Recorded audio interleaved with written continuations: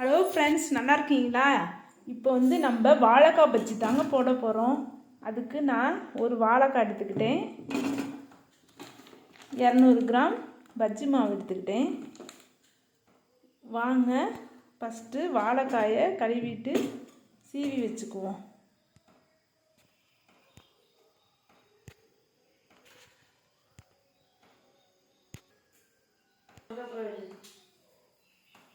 நான் ஃபஸ்ட்டு இதெல்லாம் எண்ணெய் ஊற்றிடுறேன். ஃபஸ்ட்டு வெளுந்தா சேர்த்து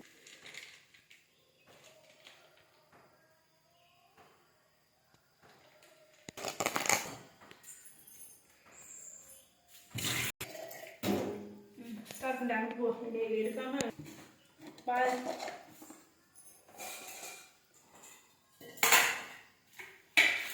பார்த்தீங்கன்னா வாழைக்காய் ஒரு வாழைக்காயை வாஷ் பண்ணிவிட்டு ரெண்டாக வகுந்து பஜ்ஜிக்கு தகுந்த மாதிரி சின்ன சின்னதாக சீவி வச்சுருக்கேன்.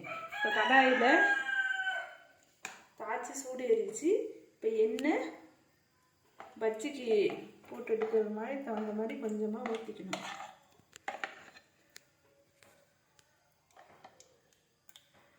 எண்ணெய் கடாயில் சூடு ஏறிக்கிட்டு இருக்குது.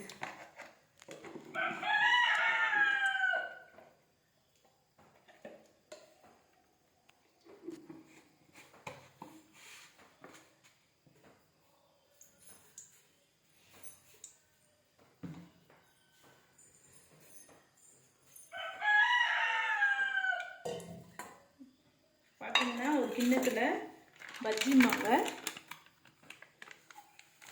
ஆஃப் பாக்கெட் பவுடர் போட்டு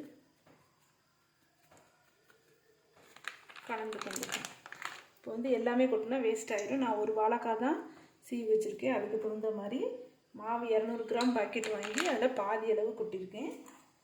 அதுக்கு தேவையான அளவு தண்ணீர் கலந்துக்கணும்.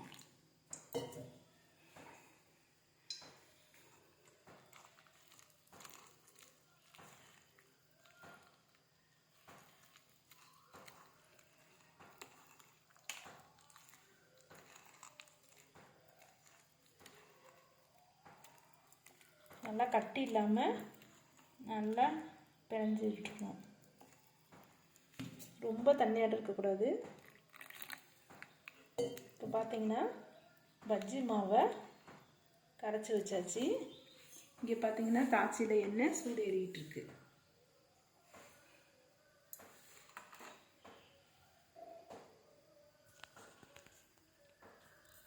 எண்ணெய் சிறிது நேரம் சூடு ஏறிட்டும்.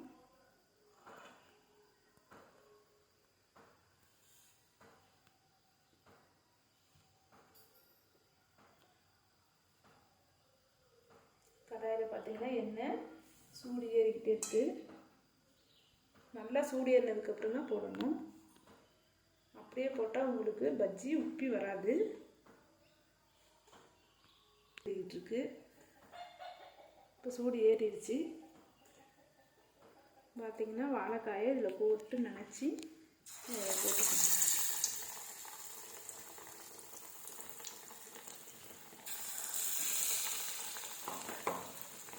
நல்லா வெந்து வரட்டும். இப்போயே எடுக்கக்கூடாது.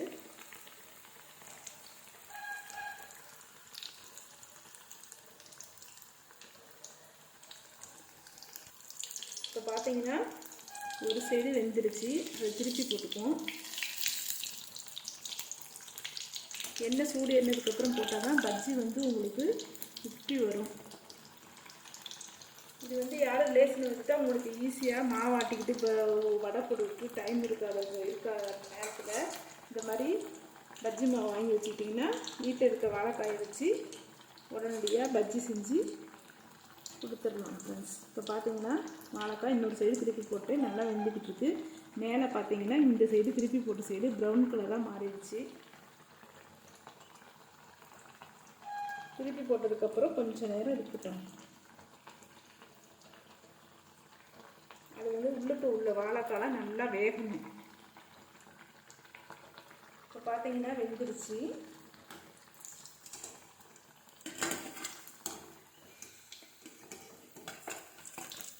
பார்த்தீங்கன்னா பஜ்ஜி ரெடி ஃப்ரெண்ட்ஸ். பார்த்தீங்கன்னா மேலே உப்பி நல்லா வந்திருக்கு.